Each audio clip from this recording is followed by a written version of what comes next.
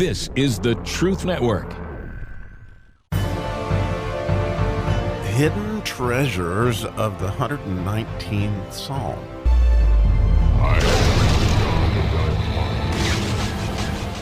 So today on Hidden Treasures, whoa, it's a bit of a Bible drill.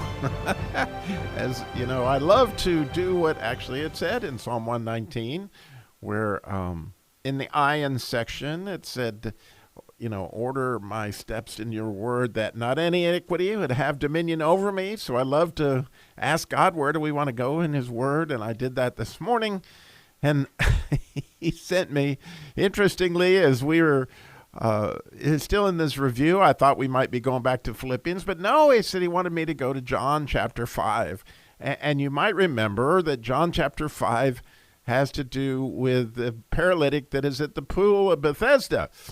And I don't know that I ever noted, like I did this morning, that Pool of Bethesda has to do with a house, that Beth being in Hebrew the house, and Hesed, the house of God's loving kindness.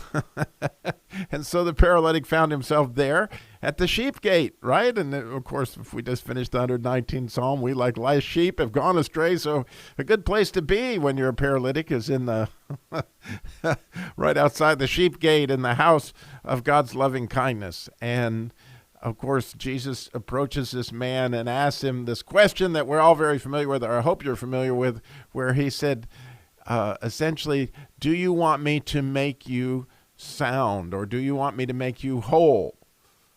And it's a fascinating question. And of course, immediately as I looked at that this morning, it asked that exact same thing for me. Like God was saying, Robbie, do you want to be made whole? And so as I thought about that, I was looking for where that word might be found in Hebrew, that I could study it, because when I went to the Greek, I found nothing there that really grabbed me. And so I was like, well, where might that be in Hebrew?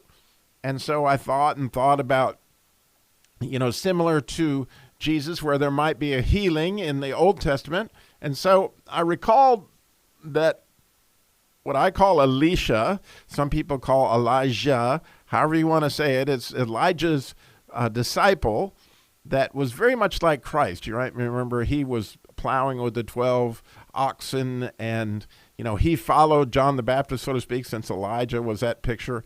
And there's so many ideas that Elisha is very much like Christ, and he was the one who does some healing in the Old Testament. And you might remember the story that's in 2 Kings chapter 5, where there was this general of the Assyrian army who had leprosy, and he went to the king of Israel, and they sent him a note. Of course, the king of Israel had nothing. And so then Elisha sent him a note.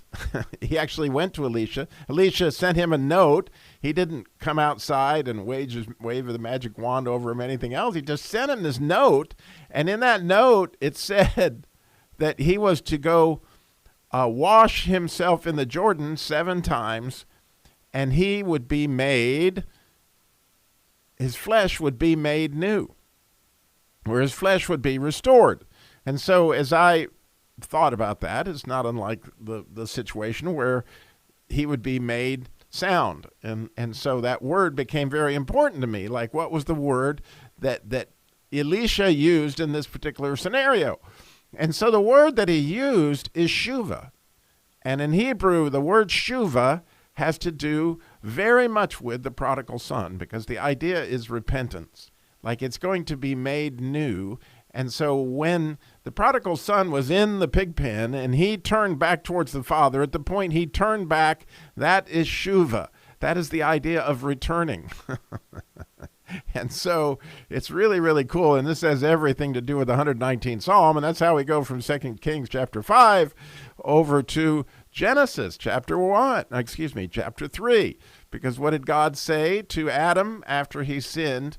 That he is nothing but dust. And you might have heard me, I've done several shows in the past on being but dust. And the idea of being but dust is you're going to return to the dust. And I thought, oh my goodness, I had never seen this before in Genesis. Like, I saw it so clearly this morning that, oh my goodness, that what's happening there is they are dying, right? He said when you're returned to dust, you're dying. It's like you must be born again. You must do Shuva. You got to return to the dust so that you can be born again. And so when you think about what he was told to do, to go wash in the Jordan 7 times, that idea of washing in the Jordan 7 times has everything to do with repentance. Because here's this guy, when you really think about his deal, he was arrogant as he could be.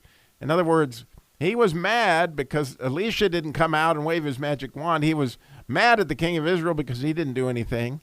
And again, he was being told to go wash in the Jordan, and he wasn't going to do it. But his servant said, well, look, you might give it a try, so to speak. So he does this, and in order to do that, right, he's got to return to God to whatever extent, right? You got to follow the commandments that you believe that came from God. And so as he goes into the Jordan, this 7 times can't help but remind you of the Shin section where it says 7 times a day, I praise you because of your righteous judgment. I'm talking about in the 119th Psalm, right? Where 7 times a day, I will praise you because of your righteous judgment. Well, the idea of Shuva is it starts with that letter Shin. And once again, we're right there to this point of repentance has everything to do with Shuva, which has to do with the letter Shin. And the really, really neat thing that the Jews teach, and Jesus taught on such a level it's unbelievable, when he taught the story of the prodigal son, that the idea of the Baal Teshuvah, the master of the return, and the Baal Teshuvah has a greater seat at the table than does the Zaddik. And we talked about the Zaddik being the righteous one. And so the righteous one was the older brother, right, who was arrogant and had all those issues. But his brother, the one that actually was the Baal Teshuvah, master of return, ended up with a better seat at the table and actually got the fatted cat and all that because he had overcome his evil inclination and he realized at a better, deeper level, the love of the Father that unfortunately the older brother had not yet realized. That though, the older brother still has the idea of he can do Shuva and he can end up seeing how much the Father would love him, would he return in the same way. But what the Jews teach about the Baal Teshuvah, in other words, the master of the return, the word Baal meaning master, was that the Messiah himself would be the ultimate Baal Teshuvah. And the idea being that the Messiah would have this at a level that's never been seen before. Well, that picture is Jesus completely because, as we talked about before, Jesus came back from the dead. Talk about a return. He came back from the dead after taking on the sin of the world. I mean, there's no bigger Baal Teshuvah in all the world than would be Jesus. And so such is the picture of Christ. And so glaringly pictured right here as we see this idea of Shuva and the 7 times a day. Now, some other beautiful things to note on the story in 2 Kings chapter 5 is he told him to go wash himself in the Jordan 7 times. Well, the Jordan, I don't know if you've ever thought about what the word Jordan means, but it means to go down in Hebrew, okay? Because the Jordan goes down to what? The Dead Sea.